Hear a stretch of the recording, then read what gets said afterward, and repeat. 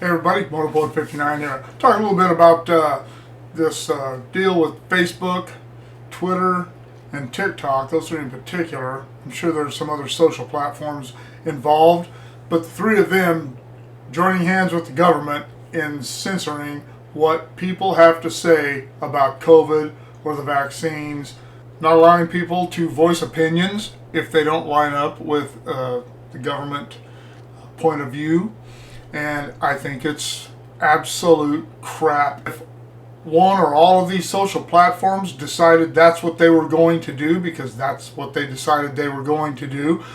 Facebook's already been doing it to an extent, but now the government's getting involved. The government is getting involved with these private industries to censor people's opinions. I don't believe that's okay.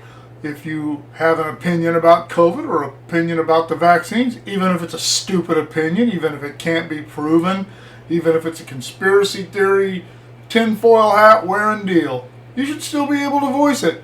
Let the people take the meat and throw away the bones. And if they're not smart enough to do that, oh well. Conspiracy theorists out there on these social platforms are rampant about everything. And if you're going to censor someone's opinion, some sort of whether it's a conspiracy theory or if it's just a stupid opinion, if you're going to do it about COVID, what's next? Are they going to start censoring people who think the world is flat or that the moon landings were fake? I don't think either one of those. I think those are both crackpot conspiracy theories. But people are entitled to put them out there if they want to, and it's the same thing with COVID and the same thing with the vaccines. If people, it's not a matter of people putting out, I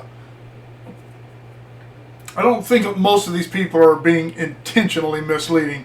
I think some of them have been misled. I think some of them are mistaken. I think most of them are too lazy to do the research themselves.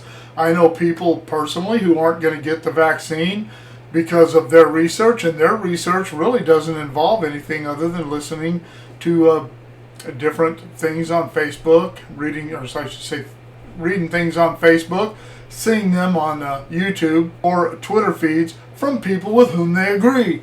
And I don't know. I don't think that's dangerous. I think there are enough people out there that have real reasons for getting or not getting the vaccine.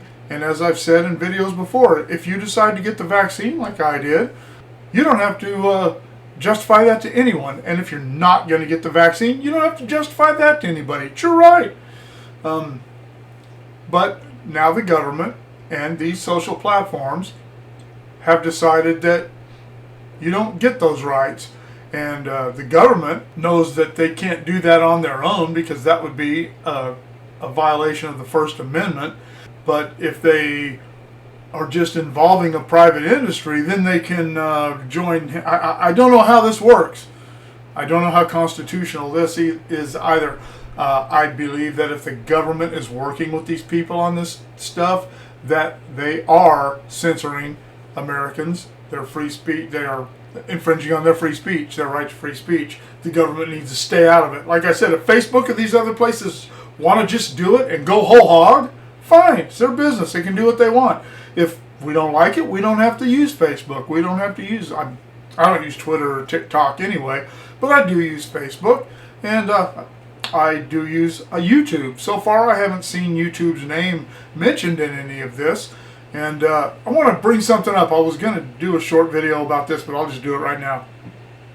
A while back, I did a video, quite a while back, it was in March, I think. I did a video about how the frontline people that were the first people available for the vaccines, firefighters, healthcare workers, etc., how a pretty good percentage of them had decided they weren't going to get the vaccine.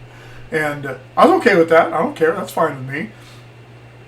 My video was, if that's what these people are going to do, then if they decide, if any of them decide later on to go ahead and get the vaccine, then they should have to go to the back of the line after the last group of people who are available to get it. And a couple of little comments surrounding that. But I didn't really take sides. It wasn't about the vaccine itself or COVID. It was just about my opinion about these workers. And Facebook took that video down, sent me a thing that said I violated their community standards. This was just a couple of weeks ago too. The video had been up for quite some time. And I didn't even know what video they were talking about. I didn't remember, so I went back and looked at it. And it's like, that's not what this is about. So I appealed it and sent a note to YouTube and said, hey, this doesn't address this at all, blah, blah, blah, whatever I put in there. And later that evening, same day, they sent me a deal that said, you're right, we've reviewed this. We've reviewed your appeal, and you're right, this does not violate our standards, and they're putting the video back up. So all is not lost. Like I said, I haven't seen YouTube's name mentioned specifically in this, and I see a lot of stuff on YouTube one way or the other, either pro or against. Some of it's crackpot, some of it's not. So evidently YouTube isn't getting too awful involved, and I like that. I'm glad that that's happening. But it's concerning that these social platforms, these companies, Facebook and these other companies, it's concerning that they are willing to get in bed with the government.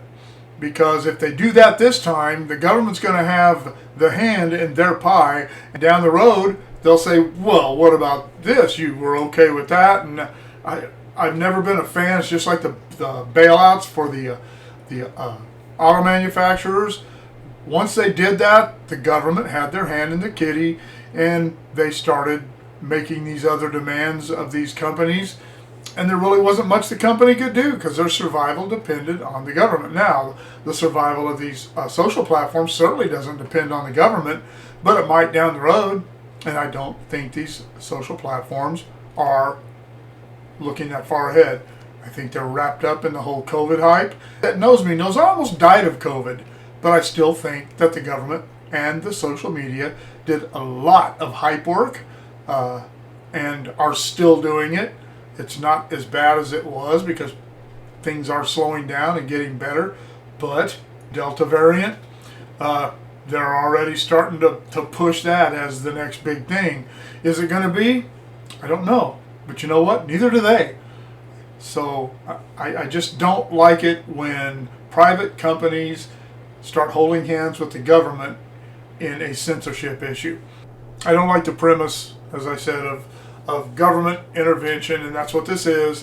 They're not helping they're not out there to help each other. This is government intervention, and the social media, the leftist social media, they're as guilty and as culpable as the mainstream media for all these things that have been happening, and now they're in bed with the government, and I don't like where this is going. I don't like the door that this is opening onto a slippery slope.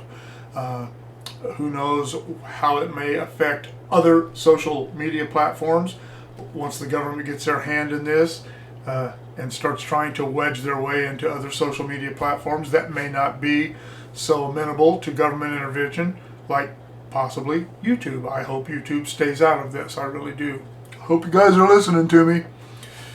What do you think about all the intervention? What do you think about all this crap going on with Facebook? Let me know in the comments below. Shoot me an email at motorpoet59@gmail.com. Like, share, subscribe. Click on the bell if you want to be notified of future content. And we'll see you all later.